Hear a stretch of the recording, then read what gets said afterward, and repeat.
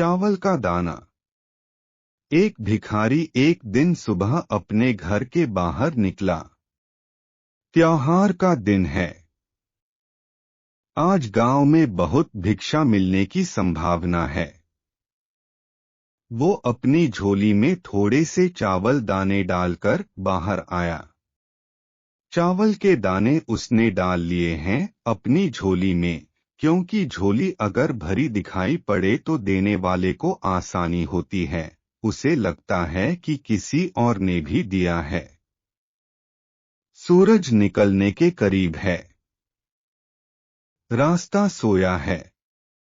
अभी लोग जाग ही रहे हैं। मार्ग पर आते ही सामने से राजा का रथ आता हुआ नजर आता है। सोचता है आज राजा से अच्छी भीख मिल जाएगी। राजा का रथ उसके पास आकर रुक जाता है। उसने सोचा, धन्य है मेरा भाग्य। आज तक कभी राजा से भिक्षा नहीं मांग पाया, क्योंकि द्वारपाल बाहर से ही लौटा देते हैं। आज राजा स्वयं ही मेरे सामने आकर रुक गया है। भिखारी ये सोच ही रहा होता है, अचानक राजा उसके सामने एक याचक की भांति खड़ा होकर उससे भिक्षा देने की मांग करने लगता है। राजा कहता है कि आज देश पर बहुत बड़ा संकट आया हुआ है। ज्योतिषियों ने कहा है, इस संकट से उबरने के लिए यदि मैं अपना सब कुछ त्याग कर एक याचक की भांति भिक्षा ग्रहण करके लाऊंगा, तभी इसका उपाय संभव है। तुम आज मुझे पहले आदमी मिले हो, इसलिए मैं तुमसे भिक्षा मांग रहा हूँ। यदि तुमने मना कर दिया तो देश का संकट टल नहीं पाएगा, इसलिए तुम मुझे भिक्षा में कुछ भी दे दो। भिखारी तो सारा जीवन मांगता ही आया था, कभी देने के लिए उसका हाथ उठा ही नहीं था। सोच में पड़ गया कि ये आज कैसा समय आ गया है। एक भिखारी से भिक्षा मांगी जा रही है और मना भी नहीं कर सकता।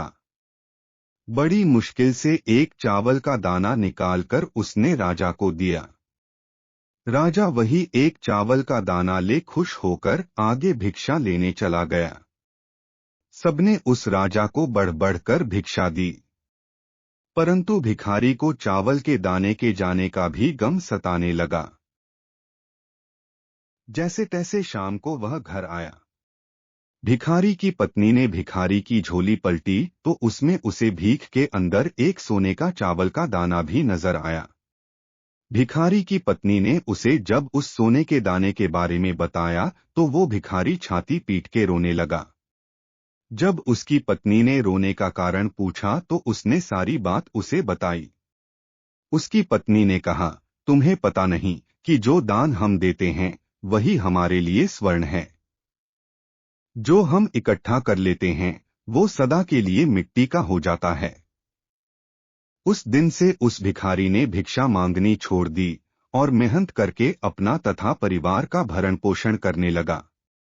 जिसने सदा दूसरों के आगे हाथ फैलाकर भीख मांगी थी, अब खुले हाथ से दान पुण्य करने लगा। धीरे धीरे उसके दिन भी बदलने लगे। जो लोग सदा उससे दूरी बनाया करते थे अब उसके समीप आने लगे।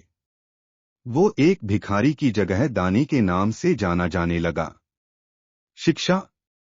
जिस इंसान की प्रवृत्ति देने की होती है उसे कभी किसी चीज की कमी नहीं होती, और जो हमेशा लेने की नियत रखता है उसका कभी पूरा नहीं पड़ता। Please subscribe my story books channel. Thank you so much for watching.